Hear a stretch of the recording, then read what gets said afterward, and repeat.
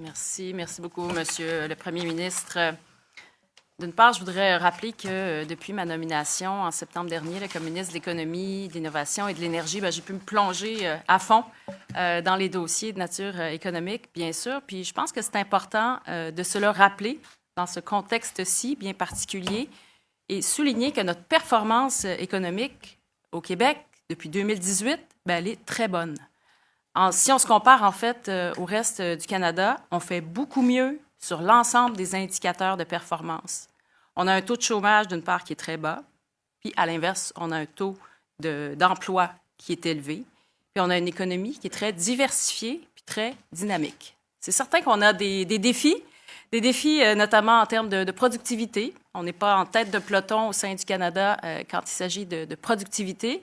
Et quand on regarde la performance du Canada dans son ensemble versus celle des États-Unis, là encore, il y a un écart important et un écart qui s'est agrandi depuis la pandémie.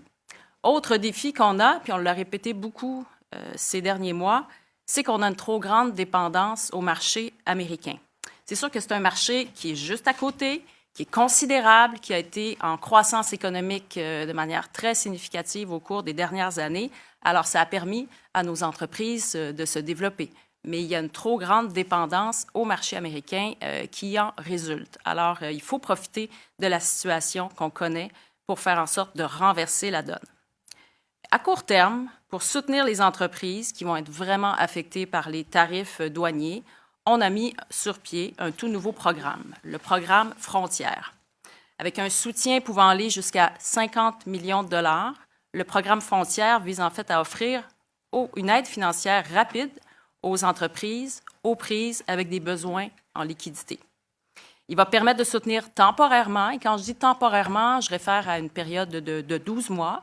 Donc, ce programme va aider les besoins de liquidité des entreprises pour qu'elles soient en mesure de s'ajuster, d'ajuster leur modèle d'affaires ou encore d'ajuster leur chaîne d'approvisionnement. Donc, c'est un programme, en fait, qui s'adresse aux entreprises québécoises du secteur manufacturier ou d'un secteur primaire.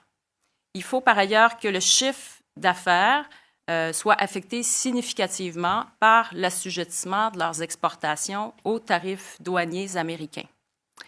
Les aides financières qui seront consenties vont prendre la forme de prêts ayant un terme maximal de 7 ans, avec un moratoire sur le remboursement pouvant aller jusqu'à 2 ans. Donc, c'est quand même généreux comme proposition, comme caractéristique. Il y a une deuxième mesure qu'on met en place et qui s'intitule en fait le chantier productivité, pour référer au grand défi qui est le nôtre et dont on me parlait déjà quand j'étais aux études, c'est dire. Alors, le gouvernement donc va bonifier ces aides financières sous forme de prêts à des taux avantageux et pourra accorder également, mais de manière exceptionnelle, des contributions non remboursables aux entreprises présentant des projets majeurs qui se démarquent sur le plan de la productivité. Alors, le chantier productivité vise l'amélioration, bien sûr, de la productivité des entreprises, mais en offrant des aides financières flexibles et avantageuses qui vont être en soutien de leurs projets d'investissement. En fait, en réduisant leur coût de production, les entreprises vont pouvoir, de ce fait, se positionner de manière avantageuse auprès des grands donneurs d'ordre et elles vont pouvoir également diversifier leur marché, puis donc avoir une plus grande croissance. Tout ça va se faire en étroite collaboration avec Investissement Québec. Et j'invite les entreprises à consulter le site Internet pour connaître l'ensemble des détails des différents programmes que l'on annonce aujourd'hui. Donc, à l'adresse québec.ca/tarif au pluriel, trait d'union douanier au pluriel. Donc, vous trouvez là l'ensemble des mesures qui sont présentées aujourd'hui. Et sachez qu'on y est allé de mesures simples. C'est très clair de la manière que ça a été monté. L'ensemble de nos programmes tient sur un apron. Donc, c'est vous dire à quel point on a voulu faire dans la simplicité. C'était une demande des entreprises et on a œuvré dans cette perspective-là. C'est sûr que dans le contexte actuel, notre priorité, c'est de protéger les économies. L'économie, c'est de protéger les entreprises, de même que les travailleurs. Alors, les mesures qu'on annonce, elles font partie du soutien pour aider les entreprises à demeurer productives, à demeurer compétitives et à s'inscrire dans une approche de diversification de leur marché. Et au cours des dernières semaines, j'ai rencontré plusieurs entreprises, en fait plus d'une centaine d'entreprises, et j'ai rencontré également plusieurs chambres de commerce un peu partout au Québec, avec des petites, des moyennes, des grandes entreprises actives dans des secteurs stratégiques.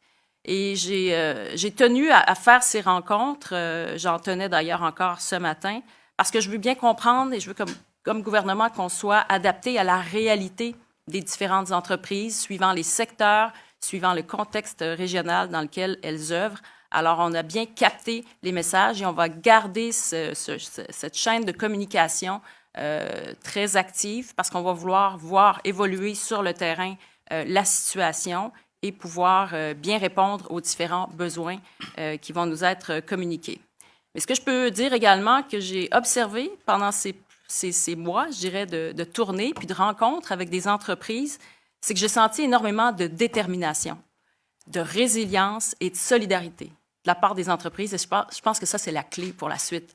Parce que c'est vraiment sur la base de cette solidarité puis de la prise d'action des entreprises qu'on va pouvoir traverser cette crise-là et en ressortir plus fort. C'est ma conviction profonde qu'on va pouvoir en ressortir plus fort, qu'on aura de plus solides fondations et que nos entreprises pourront se déployer plus avant dans un plus grand nombre de marchés étrangers, notamment. Et puis, j'abonde dans le même sens, bien sûr, que le premier ministre, en ce qui a trait au renforcement des chaînes d'approvisionnement québécoises. Je demande à toutes les entreprises que je rencontre d'avoir le réflexe de québéciser ou de canadianiser davantage leur chaîne d'approvisionnement, si faire se peut. Et je sens beaucoup d'écoute en ce sens-là. Alors, voilà, c'est ensemble qu'on va traverser cette tempête et on va mettre de l'avant l'ensemble des programmes requis pour bien épauler les entreprises. Merci. Bravo. Merci. Je passe maintenant la parole à ma collègue, présidente du Conseil du Trésor,